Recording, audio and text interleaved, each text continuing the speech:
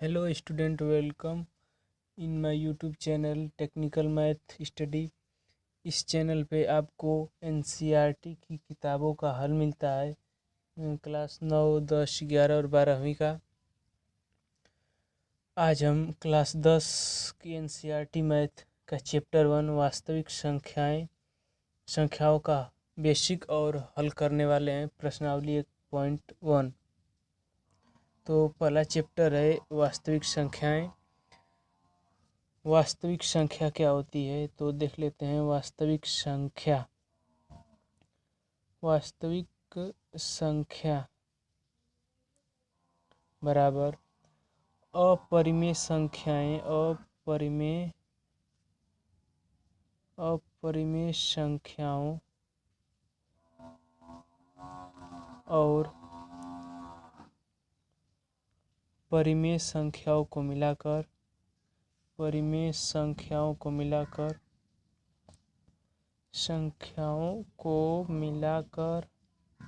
वास्तविक संख्या बनती है।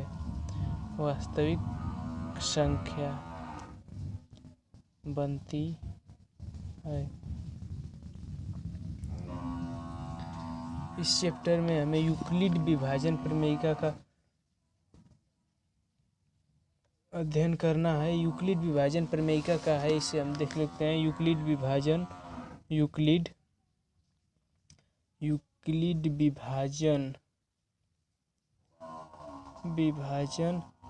प्रमेयिका। ये यूक्लिड विभाजन प्रमेयिका, यदि हमें दो संख्याएं दी हैं तो उनका HCF ज्ञात करने की एक विधि होती है, और इसे हम देखते हैं। इस यूक्लिड विभाजन प्रमेयिका में प्रमेय नंबर 1 है कि दो धनात्मक पूर्णांक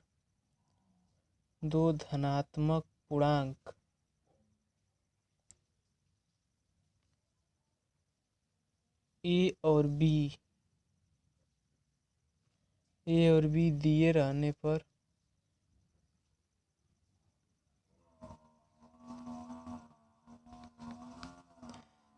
दो धनात्मक पूर्णांक ए और बी दिए रहने पर ऐसी अद्वितीय पूर्ण संख्याएं Q और R उसमें विद्यमान रहती है। मतलब उपस्थित रहती है।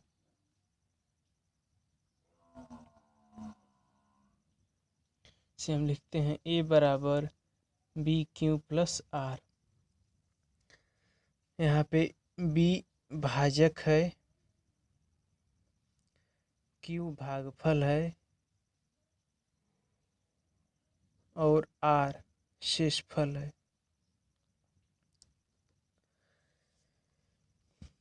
यदि हमें दो संख्याएं दी हैं, उदाहरण के लिए 455 और 42 दिया है, और इसका HCF यूक्लिड विभाजन प्रमेय से ज्ञात करना है, तो इसको हम इस फार्मूले पे लिखते हैं। इसमें जो दो संख्याएं दी हैं, इसमें बड़ी संख्या होती है वो एक ए हो जाती है और छोटी संख्या बी हो जाती है। तो इसमें ए बराबर 455 और बी बराबर 42। तो ए बराबर BQ प्लस R के रूप में लिखेंगे तो 455 बराबर 42 गुणे 10 प्लस 35 हम लिख सकते हैं। 42 में 455 में 42 का भाग देने से 10 बार भाग जाता है और 35 शेष बच जाता है। तो जब शेष का मान 0 हो जाएगा तो जिस भाजक पे शेष 0 हो जाता है वही दोनों संख्या का HCF होता है। तो यहाँ पे शेष 0 नहीं है, तो इसको हम और आगे लिखेंगे। तो अब 42 बराबर 35 गुणे 1 प्लस 7 लिख देंगे। 42 में 35 का भाग देने पर एक बार भाग जाती है और 7 शेष बच जाता है। तो अभी भी शेष 0 नहीं हुआ है, तो हम और आगे लिख देंगे 35 बराबर 7, 5 + 0। 7 से 35 में भाग देने पर 5 बार भाग जाती है और शेष 0 हो जाता है। तो मतलब कि 7 पर, यहाँ भाजक 7 पर r का मान 0 हो गया, इसलिए 555 और 42 का HCF 7 होगा। तो यूक्लिड विभाजन प्रमेय यही है, a बराबर बी क्यू प्लस आर, जहाँ b भाजक है, q भागफल है और r शेषफल है। उदाहरण के लिए हमने एक उदाहरण बता दिया। अब हम प्रश्नावली नंबर 1.1 का क्वेश्चन करेंगे। प्रश्नावली 1.1 प्रश्नावली 1.1 का क्वेश्चन नंबर 1 दिया है, निम्नलिखित संख्याओं का HCF यूक्लिड विभाजन एल्गोरिथम का प्रयोग करके ज्ञात कीजिए। तो यूक्लिड विभाजन एल्गोरिथम a बराबर बी क्यू प्लस आर है। तो इसका हम पहला करने जा रहे हैं 135 और 225। तो इसमें जो बड़ी संख्या होती है वो a का मान हो जाता है, छोटी संख्या b का मान हो जाता है। तो a बराबर बी क्यू प्लस आर, तो यहाँ लिख देंगे 225 बराबर 135 और 225 में 135 का भाग देंगे। 225 में 135 का भाग देंगे तो एक बार भाग जाएगी और 90 शेष बच जाएगा। तो यहाँ पे अभी 135 पे r का मान 0 नहीं हुआ है, इसलिए इसको और आगे ले जाएंगे। तो 135 बराबर 90 गुणे 1, 135 में 90 का भाग देंगे तो एक बार भाग जाएगा और 45 शेष बच जाएगा। तो 90 पर भी 45 आ रहा है, शेष 0 नहीं हो रहा है, इसलिए अब 90 में 45 का भाग देंगे तो 45 गुणे 2 + 0, 45 दूना का 90 होता है। अब 45 पर r का मान 0 हो गया, इसलिए 125 और 225 का HCF 45 होगा।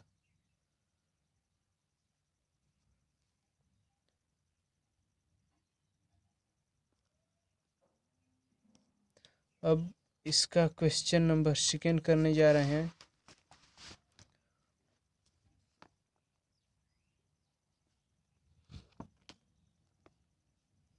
एक 196 और 38,220। तो इसमें बड़ी संख्या 38,220 है, तो लिख देंगे 38,220 बराबर 196। अब 38,220 में भाग देंगे 196 का, तो ये 95 बार जाएगा और एक ही दान में 0 हो जाएगा। इसलिए HCF मतलब कि 38,220 और 96 का HCF 195 होगा। अब थर्ड नंबर ये है 867 और 225। इसमें बड़ी संख्या 867 है, इसलिए 867 बराबर 225। अब 867 में 225 का भाग देंगे तो भाग 3 बार जाएगा और 102 शेष बच जाएगा। तो यहाँ पे भी भाजक 225 पर r का मान 0 नहीं हुआ, इसलिए इसे और आगे ले जाएंगे। 225 बराबर 102। अब 102 का भाग 225 में देंगे तो ये 2 बार जाएगा और 51 शेष बच जाएगा।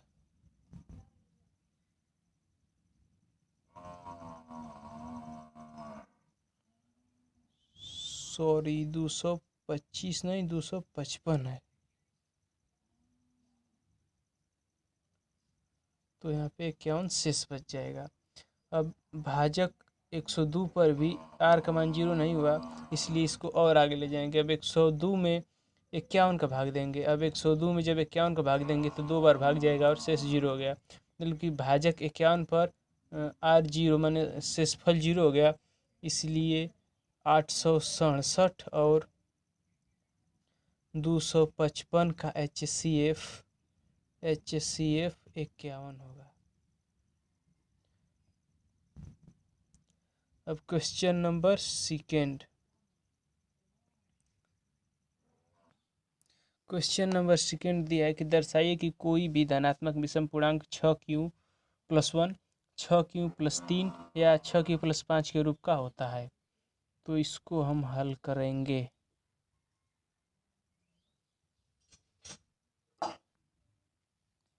में 6q+1, 6q+3, 6q+5 के रूप में सिद्ध करना है। तो यहाँ हम मानेंगे, माना ए कोई धनात्मक पूर्णांक है।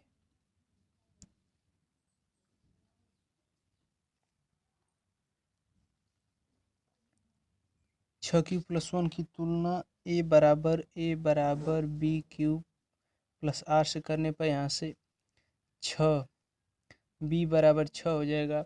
और जब भाजक 6 हो गया तो इसका शेष संभवतः शेष 0, 1, 2, 3, 4 और 5 हो सकता है। भाजक जब दिया रहता है तो शेष उससे नीचे ही आता है। यदि भाजक 6 है तो शेष 0, 1, 2, 3, 4, 5 हो सकता है। तो इसको r बराबर 0 रखने पर a बराबर b³ + r है। तो b बराबर 6 q+0 तो बराबर आ गया कि 6q। अब इसको हम 2 × 3q लिख सकते हैं। 2 से इसका गुणा हुआ है, मतलब कि यह समपूर्णांक है।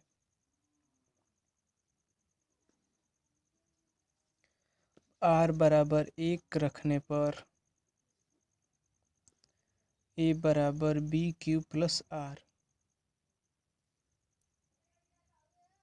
6q+1। इसको 2 × 3q+1, यह 2 से गुणा होने के बाद एक शेष बचा है, मतलब कि यह विषम है, विषम पूर्णांक, यह विषम पूर्णांक है। अब r बराबर 2 रखने पर a बराबर b³+ r, 6q+2, इसमें से 2 × 3q+1 लिख सकते हैं। 2 से गुणा है, मतलब कि 2 से कट सकता है, तो इसलिए यह समपूर्णांक है।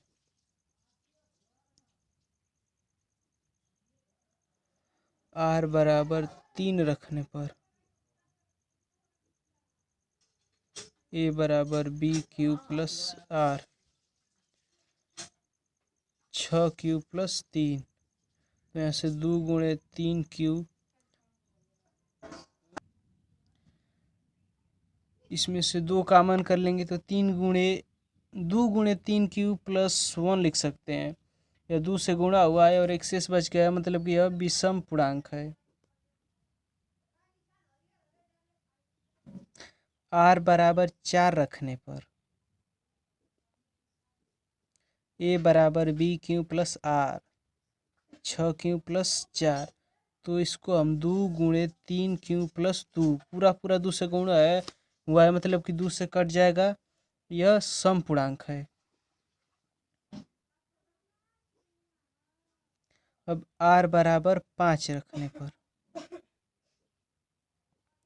a बराबर b³+ r, 6q+5, तो 2 × 3q+,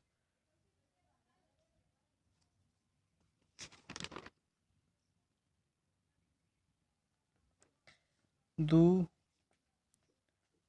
प्लस 1, 2 से गुणा हुआ है, एक बच गया, मतलब ये विषम पूर्णांक है। में सिद्ध करना है कि कोई भी धनात्मक विषम पूर्णांक 6q+1, 6q+3, 6q+5 के रूप का होता है।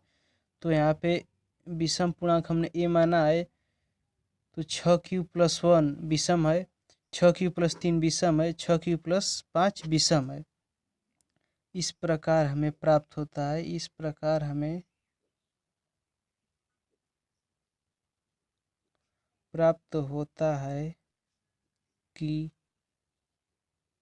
कोई भी धनात्मक विषम पूर्णांक